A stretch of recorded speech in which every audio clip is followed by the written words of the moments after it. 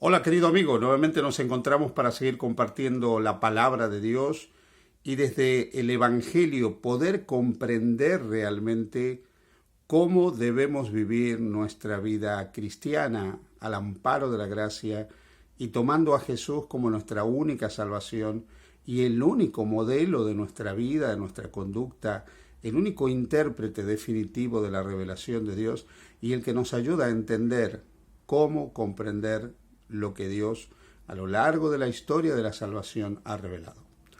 Hoy quiero comenzar contigo una nueva serie.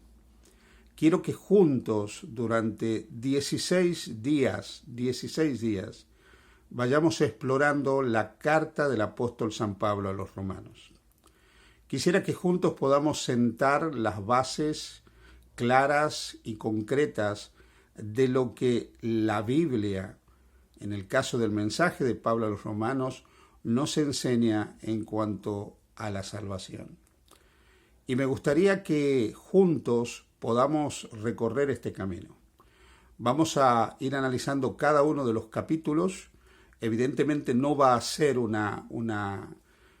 estudio tremendamente exhaustivo, pero nos vamos a centrar en lo fundamental, en lo más importante de cada capítulo, porque cada capítulo de los 16 de Romanos tiene algo que es específicamente significativo y es el centro del mensaje de Romanos.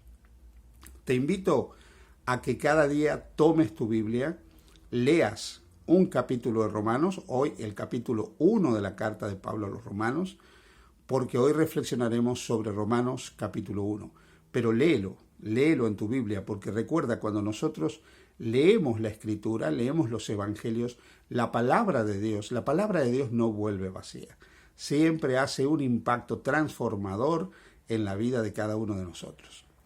En el capítulo 1, el apóstol San Pablo se presenta de una manera sumamente interesante. Él dice: Pablo, siervo de Jesucristo, llamado a ser apóstol, apartado para el Evangelio de Dios, que él, Dios, había prometido antes por sus profetas en las Santas Escrituras, acerca de su Hijo nuestro Señor Jesucristo, que era del linaje de David según la carne, que fue declarado Hijo de Dios con poder según el Espíritu de Santidad, por la resurrección de entre los muertos, y de quien recibimos la gracia y el apostolado para la obediencia a la fe en todas las naciones, por amor de su nombre. ¿Sabéis? Si hay algo que se destaca en el mensaje paulino, es cuando él se presenta como siervo de Jesucristo, doulos, como aquel que de manera, en este caso voluntaria, ha elegido vivir bajo servidumbre, ha elegido vivir como un doulos, alguien que está al servicio de un señor.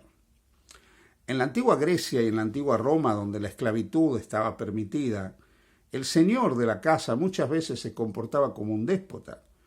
Pero en el caso del Señor que ha elegido Pablo, este Señor es un Señor benigno, bondadoso y misericordioso. El único que realmente puede ser llamado Señor. Porque como también expresará Pablo en su momento, escribiendo en una de sus epístolas, aunque hay muchos dioses y muchos señores, para nosotros los cristianos hay solo un Dios y un solo Señor, el Señor Jesucristo. Él es el Señor de la historia. Lo otro sorprendente que menciona aquí Pablo es el sentimiento de llamado que él tiene. Él se siente llamado por Dios, apartado por Dios. Y evidentemente él tiene un encuentro extraordinario con Dios cuando él va camino a Damasco, donde experimenta esa teofanía maravillosa y donde Jesús se le revela, donde Jesús se le manifiesta.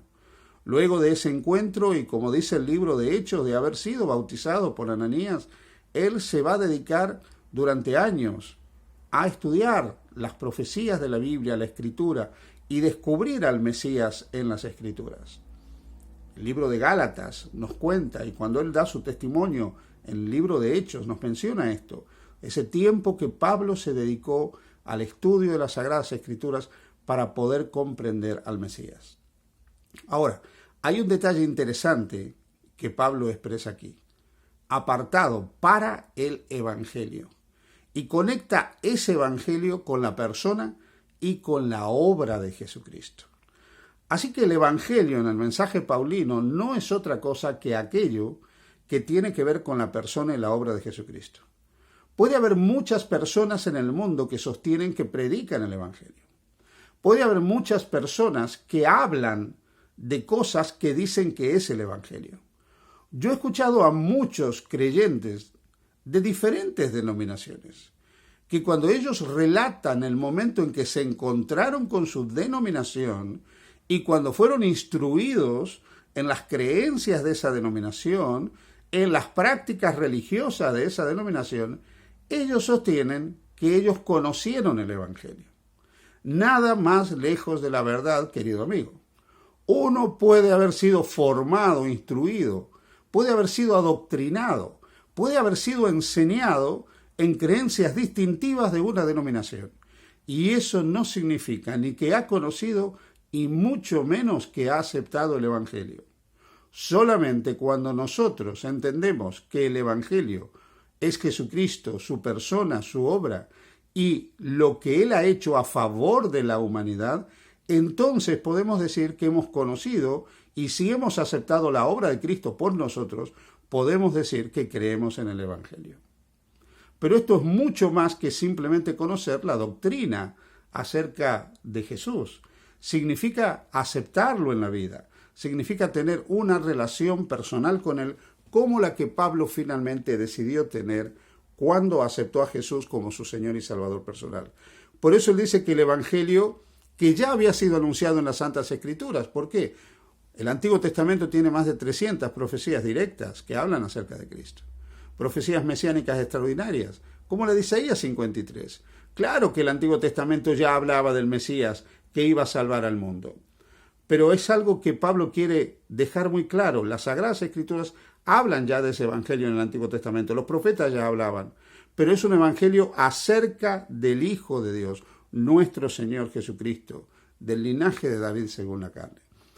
Ese Cristo encarnado, ese Cristo que toma la naturaleza humana, que viene a la tierra, que entrega su vida por nosotros, es el evangelio. Su vida, su persona, su obra, su mensaje, lo que Él ha hecho a favor de nosotros, la entrega de su vida por la humanidad, ese es el mensaje del Evangelio.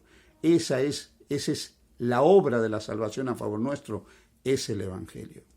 De ahí que Pablo en el capítulo 1, cuando llega al versículo 16 y 17 del capítulo 1, puede decir, porque no me avergüenzo del Evangelio.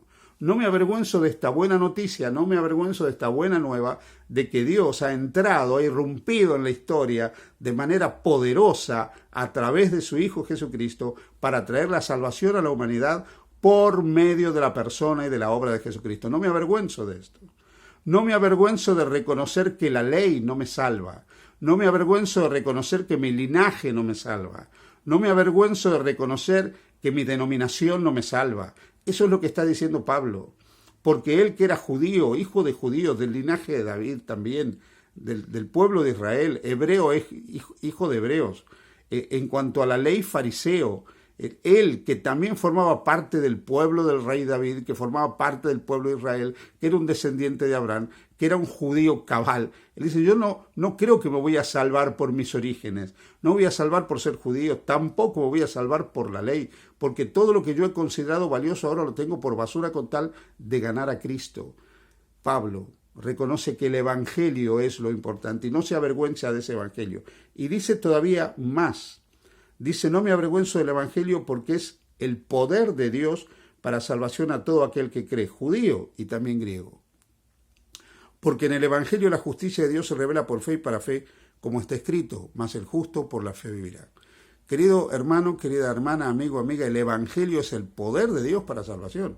En la obra de Cristo, en la cruz del Calvario, Dios mostró todo el poder que tiene para salvar a los seres humanos. Ahí vemos la revelación máxima del poder de Dios, en la obra de Cristo a favor de la humanidad.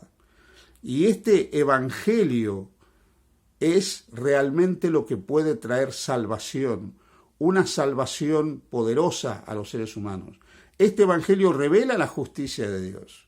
La palabra justicia en la Escritura está asociada a los grandes actos redentores de Dios. Cuando Dios redime a su pueblo es una manifestación de su justicia.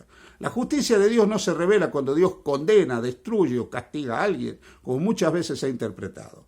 La justicia de Dios es el acto redentor de Dios por el cual Dios libera, salva, redime a personas que no merecen ni el perdón, ni la salvación, ni la redención. Y en ese evangelio en donde se revela esta justicia redentora de Dios, es donde el centro es Jesucristo y su obra. Y Pablo dice que ese evangelio está conectado a la fe. Se recibe la salvación por la fe, porque el justo por la fe vivirá. Somos declarados justos cuando ponemos nuestra fe en Cristo. Y entonces vivimos, entonces tenemos vida eterna. Te invito a aceptar plenamente el Evangelio de Jesús y descansar en los brazos amorosos del Padre Celestial que tenemos, que nos ama y nos ha redimido en Jesucristo. Que el Señor te bendiga. Feliz día junto a Jesús.